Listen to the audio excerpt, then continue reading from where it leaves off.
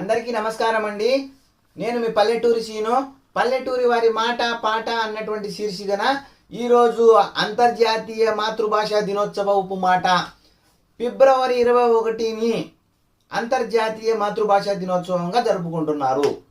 ఎందుకు జరుపుకుంటున్నారు అంతర్జాతీయ మాతృభాషా దినోత్సవాన్ని ఫిబ్రవరి 21వ తేదీన అని అంటే, ఆ రోజు 1952వ సంవత్సరంలో బెంగాలీ భాషకు గుర్తింపు కోసము బంగ్లాదేశ్లోని అనేక మంది విద్యార్థులు ఉద్యమం చేశారు.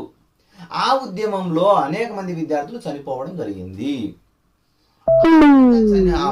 ఒక భాష కోసం ఒక ఉద్యమం జరిగి చనిపోయినటువంటి వారిని స్మరించుకోవడం కోసము 1999వ సంవత్సరం నుంచి యునెస్కో ఫిబ్రవరి 21ని అంతర్జాతీయ మాతృభాషా దినోత్సవంగా గుర్తించడం జరిగింది 1999వ సంవత్సరం నుంచి.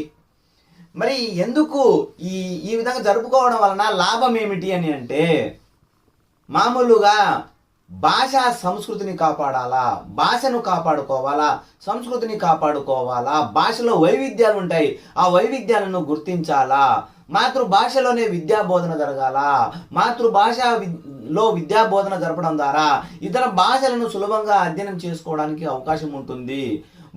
ప్రతి 2 వారాలకు కూడా ఒక భాష కనుమరుగవుతోంది. అందుకే ప్రతి భాషను కూడా, లిపి లేని భాషలను సైతం కూడా కాపాడుకోవాల్సినటువంటి ఆవశ్యకత ఉందని గుర్తు చేస్తూ ఫిబ్రవరి 21ని అంతర్జాతీయ మాతృభాషా దినోత్సవంగా జరుపుకుంటారు. ఈ విధంగా ప్రతి 2 వారాలకు ఒక భాష కనుమరుగవుతుంది కాబట్టి భాషను కాపాడుకోవాలా, భాషలో వైవిధ్యాన్ని గుర్తించాలా, సంస్కృతిని కాపాడుకోవాలా.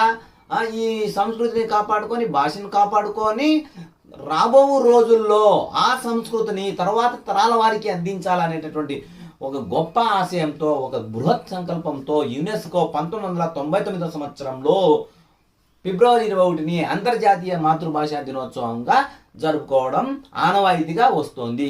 ఇదండి నేటి విశేషాలు. ధన్యవాదములండి.